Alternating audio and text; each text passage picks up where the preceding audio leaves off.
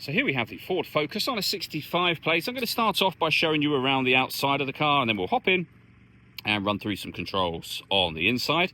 From the outside, you can see it's a 5-door car with alloy wheels and tinted windows. We're going to start off inside the boot area of the vehicle. First of all, as we approach the back of the car, you can see we have reversing sensors, plenty of boot space, along with that 60/40 split folding rear seat, should you wish to increase this space even further again. Okay, so we're just going to work our way back around to the front of the car. And then, as I mentioned, we'll hop in and run through some of the controls on the inside of it from there.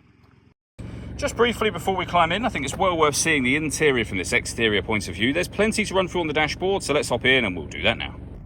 Okay, now that we're inside the car, we're going to start with the dials. Over on the left-hand side, we have the rev counter. We have the speedometer on the right-hand side. In the center, you can see the fuel gauge, the coolant temperature gauge, and above that, the main trip computer for the car. So you can have those 4 pieces of information displayed simultaneously, or lots of bits of individual trip computer info, eventually back around to a digital readout for the speedometer. Also in that section, the total miles for the car, they are 74,017. If we back out to the steering wheel, we have the buttons I was using a second ago on the left-hand side, cruise control, speed limiter on the left-hand side as well, and then phone and stereo controls on the right-hand side. Into the center, we then have the satellite navigation for the car, as you can see. Up here, you can access many different things from the home screen, so you can pair your phone, of course. If you hit Add Device, search for sync on your device and select sync once it is found. And then follow those instructions on screen from there. We can come back out to your home screen, access your audio options from here. So AM, FM and DAB radio, CD player, USB input, and then on the screen below that, Bluetooth audio, SD memory card input, and auxiliary input as well. So say plenty of ways to listen to your music.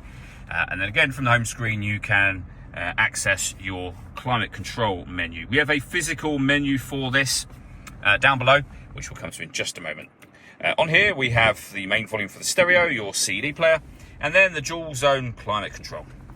You can adjust the passenger temperature, the driver temperature. You can increase and decrease the fan speed. You can determine what direction you'd like the air to be distributed in. And then that button turns your air conditioning on. Same button to turn it off again, or hit auto.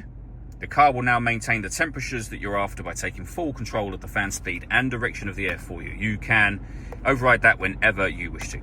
We have a heated driver and passenger seat, both with 3 separate heat settings on each. Heated front screen and a heated rear screen as well. And then you can reduce, of course, your fan speed back down from there. We have the storage, USB input, your 6-speed manual gearbox. Down here we have a 12-volt charging socket. You can turn off the stop and start. This car is designed to cut out when it's stationary in traffic to save you fuel. The system is off when that light shows. You can turn off your parking sensors.